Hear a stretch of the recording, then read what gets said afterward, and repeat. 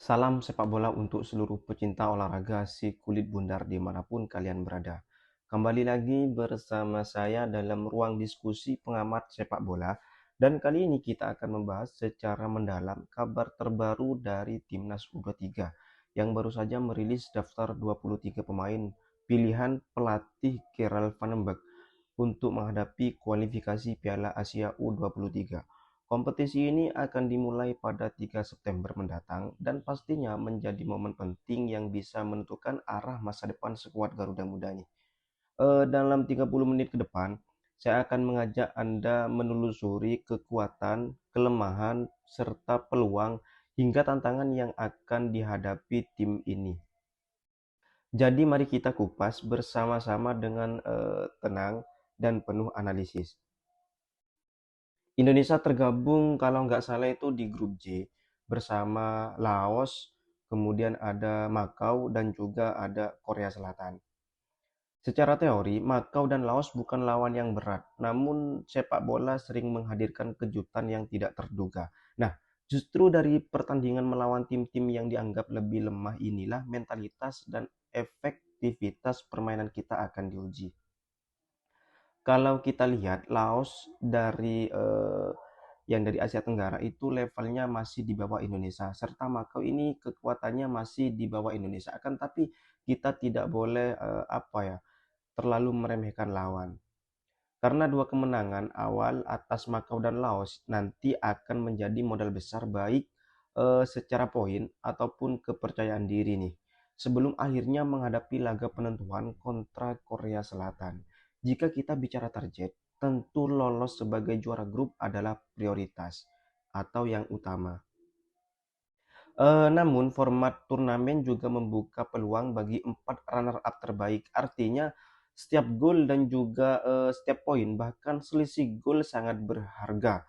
Maka tidak ada ruang untuk menganggap remeh lawan Makau sekalipun.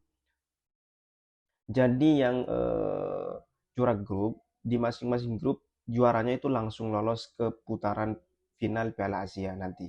Jika kita menengok ke belakang pada ajang AFF U23 beberapa waktu yang lalu, ada pola yang cukup jelas dari permainan Indonesia. Kita selalu unggul dalam penguasaan bola, namun masih kesulitan dalam hal finishing. Apalagi tidak ada suplai bola yang dialirkan dari lini tengah ke lini depan, itu masih kurang menurut saya. Presentase bal Presentasi ball possession memang indah dilihat, tetapi jika tidak mampu mencetak gol, itu semua menjadi sia-sia. Masalah lain juga mencuat dalam adalah soal emosi. Dalam laga final melawan Vietnam, para pemain kita tampak terpancing emosi sehingga kehilangan fokus pada taktik permainan itu sendiri.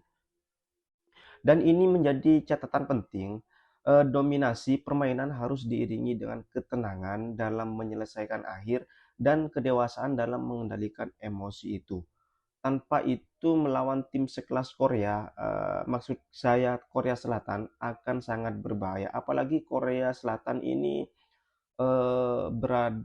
levelnya itu berada di atas kita. Jadi kalau masih egonya terpancing, ini sangat kesulitan timnas ini nanti. Sekarang mari kita ulas satu persatu komposisi 23 pemain pilihan Van Hambek. Di posisi kiper ada nama Adi Satrio, Ardiansah, dan Cahya Supriyadi dan Dava. Ardiansah tampil cukup solid di AFF U23, sementara Cahya sedang on fire bersama Persija. Persaingan di posisi ini akan ketat karena kita butuh kiper yang bukan hanya jago refleks, tapi juga tenang dalam build up.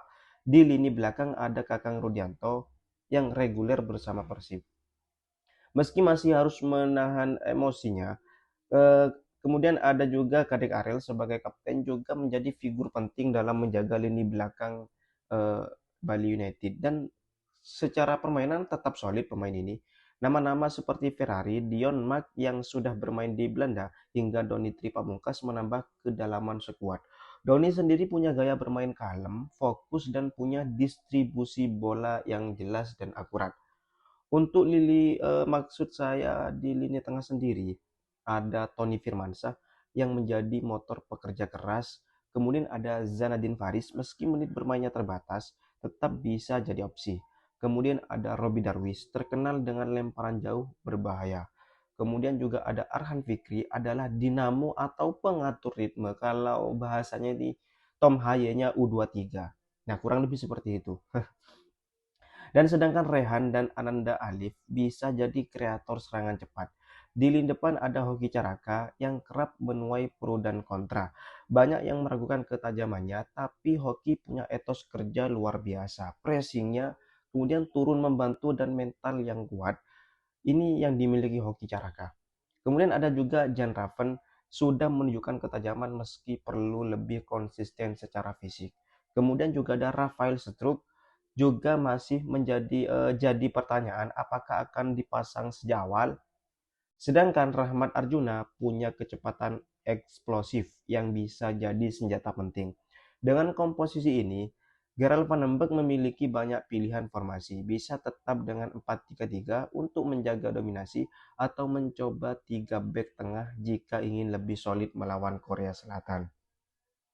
Kunci sukses ada pada 3 aspek utama. Untuk yang pertama, ini adalah finishing yang efektif karena dominasi harus diakhiri dengan gol.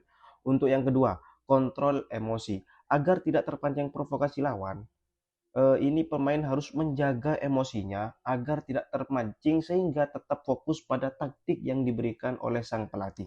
Sebab melawan tim seperti Korea Selatan hanya mental baja yang bisa membuat kita menang. Selain itu, decision making juga penting, pressing harus lebih akurat, jangan terlalu lama menguasai bola, dan pemain tanpa bola harus lebih aktif mencari ruang. Inilah detail kecil yang bisa membedakan di akhir laga yang besar. Dan kemudian pertandingan melawan Makau dan Laos harus dimenangkan dengan skor yang cukup meyakinkan. Artinya harus sebanyak-banyaknya gol itu harus terjadi di dua pertandingan ini. Bukan hanya sekedar menang tipis, karena selisih gol bisa menentukan nasib kita jika harus bersaing sebagai runner-up terbaik. Lawan melawan Korea Selatan akan menjadi final sesungguhnya. Menang melawan mereka bukan hanya soal tiket ke Piala Asia U23, tapi juga soal pembuktian bahwa Indonesia maksud saya Indonesia bisa bersaing dengan kekuatan besar Asia Timur. Teman-teman, perjalanan menuju Piala Asia U23 bukanlah hal yang mudah. Namun dengan komposisi pemain muda potensial, dengan evaluasi matang dari AFF U23, serta dukungan kita semuanya ini, peluang itu tetap terbuka. Ingat, tidak ada yang mustahil di sepak bola. Kita pernah melihat banyak keajaiban di lapangan hijau, dan siapa tahu kali ini keajaiban itu berpihak pada Garuda Muda. Mari kita doakan bersama agar tim ini bisa tampil maksimal, menjaga fokus, bermain dengan hati, dan juga tentu saja memberikan kebanggaan bagi seluruh rakyat Indonesia. Sepak bola adalah tentang kerja keras, juga ada strategi, juga ada mentalitas dan cinta pada bangga. Maksud saya dan cinta pada bangsa. Jadi dukung terus Timnas U23. Saya pamit sebagai pengamat sepak bola. Sampai jumpa di analisis berikutnya. Salam sepak bola dan Garuda Muda pasti bisa. Semangat.